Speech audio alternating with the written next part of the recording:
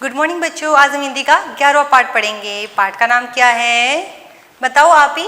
पतंग। Very good. पतंग को हम कब उड़ाते हैं? आप सब उड़ाते हो? कौन कौन उड़ाता है पतंग? ओके, मैं भी उड़ाती हूँ। पतंग उड़ाना बहुत अच्छा लगता है ना सबको। हवा में उड़ती है पतंग। कहाँ पे उड़ती है?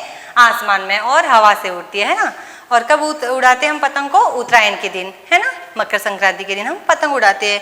तो ये जो हमारी पोएम है पतंग के बारे में कविता है, इसके रचनाकार कौन है? सोहनलाल द्विवेदी। ये कवि है, उनका नाम है सोहनलाल द्विवेदी। तो पोएम पढ़ते हैं पेज नंबर 76 पे। आप सबको भी पढ़ना है। सर सर सर सर उड़ी पतंग, फर फर फर फर उड़ी पतंग, इसको काटो उसको काटो, खूब लगाया सैर सपाटा, अब लड़ने में जुटी पतंग, अरे कट गई लुटी पतंग। सर सर सर सर उड़ी पतंग, फर फर फर फर उड़ी पतंग। ये पोएम है, किसके बारे में कविता है? पतंग के बारे में। सर सर सर सर उड़ी पतंग। जो पतंग है वो उड़ती है तो कैसी आवाज आती है? सर सर सर सर, है ना। आपने उड़ाया तो जब आप पतंग उड़ाते हो हवा में तो उसके अंदर से सर सर सर आवाज आती है। फर फर फर फर उड़ी पतंग, और जब वो उड़ती है तो फर फर और सर सर की आवाज आती है। इसीलिए यहाँ पे बताया गया सर सर सर सर उड़ी पतंग, फर फर फर फर उड़ी पतंग। जब पतंग उड़ती है तो उसमें से कौन सी आवाज आती है? सर सर की और फर फर की। इसको काटो उसको काटा, इसको काटा उसको काटा, खूब लगाया सैर सपाटा।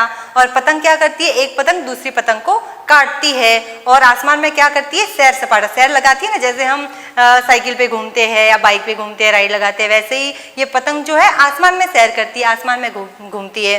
तो इसको काटा उसको काटा, खूब लगाया सैर सपाटा।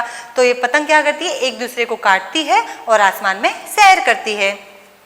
अब लड़ने में जुटी पतंग, अरे कट गई लुटी पतंग।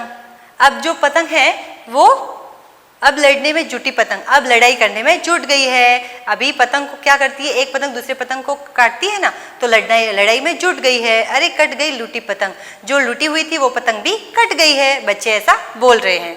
सर सर सर सर उड़ी पतंग, फर फर फर फर उड़ी पतंग। तो पतंग कैसे उड़ रही है? सर सर और फर फर की। तो यहाँ ये जो कविता है इसके कवि है सोहनलाल द्विवेदी, और इस कविता में बच्चे जो है पतंग उड़ा रहे हैं और वो उनके बारे में ही दिया गया है कि जो जब उनकी पतंग उड़ रही है तो कैसे उड़ रही है, उसके अंदर से आवाज़ आ रही है।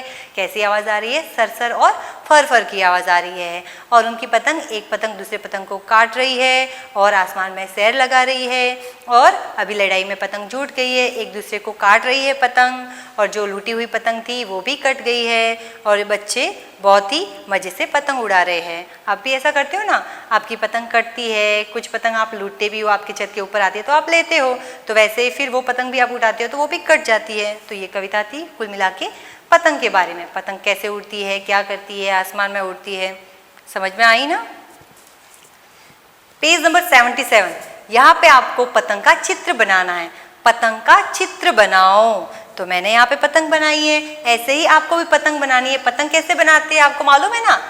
ऐसे लाइन ड्रॉ करनी है, फिर लाइन को ऐसे करना है, ऐसे, और फिर ऐसे।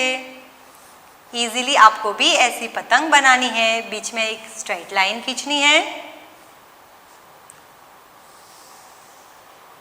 बन गई ना पतंग? ये धागा है, इसे आप डेकोरेट कर सकते हो इस पतंग को जैसे आपको बनाना है वैसे। ओके, यहाँ पे आप स्माइली भी बना सकते हो। तो आपको भी यहाँ पे पतंग बनानी है। नेक्स्ट, अब कविता बनाए। यहाँ पे एक कविता दी हुई है लेकिन हमको बनानी है क्योंकि वो अधूरी दी हुई है। सरसर सरसर उड़ी पतंग, घंटी बोली। घंटी कैसे बोलती है? टन टन टन टन, है ना। मुझसे खेलो तुम हरदम, ऐसे बोलती है। उड़ता कपड़ा फर फर फर, लहराए हवा में फर। बजती चूड़ी खन खन खन। चूड़ियों की आवाज तो आपको मालूम है ना कैसे बजती है? खन खन। Next page number 78। ये पेज नंबर 78 पे आपको क्वेश्चंस आंसर करने हैं। तुम पतंग के साथ सैर सपाटे पर गई, वहां तुमने क्या देखा? अगर आपको बोला जाए कि आप पतंग के साथ उड़ रहे हो आसमान में, आप सैर लगाने गए, तो आपको क्या दिखा होगा? नीला आकाश है ना, आसमान में हम जाते हैं तो हमको क्या दिखा देता है, हम नीचे से भी आसमान देखते हैं। तो अगर पतंग के साथ अगर हम आसमान में जाएंगे तो हम क्या देखेंगे, नीला आकाश देखेंगे, उमड़ते घुमड़ते बादल देखेंगे, आसमान में बादल होते हैं ना तो वो भी हम देखेंगे, रंग बिरंगी पतंगे। तो हम आसमान में पतंग के साथ सैर पे जाएंगे तो वहाँ पे बहुत सारी, जैसे हमारी पतंग है वैसे दूसरी भी पतंग होगी, तो हम रंग बिरंगी पतंगे भी देखेंगे। उड़ते पक्षी और बर्ड्स भी होते हैं ना जो फ्लाइंग करते हैं यहाँ स्काई में, आसमान में, तो उनको भी हम देखेंगे। नेक्स्ट क्वेश्चन है, पतंग कटकर कहाँ कहाँ गिर सकती है।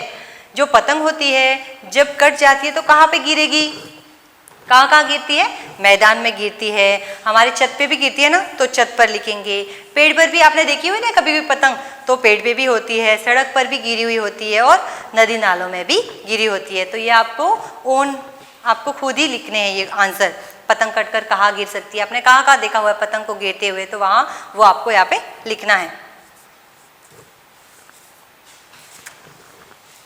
आपका होमवर्क है, ये कविता पढ़ के आना है, पेज नंबर 76 पे कविता पढ़ के आना है। Thank you.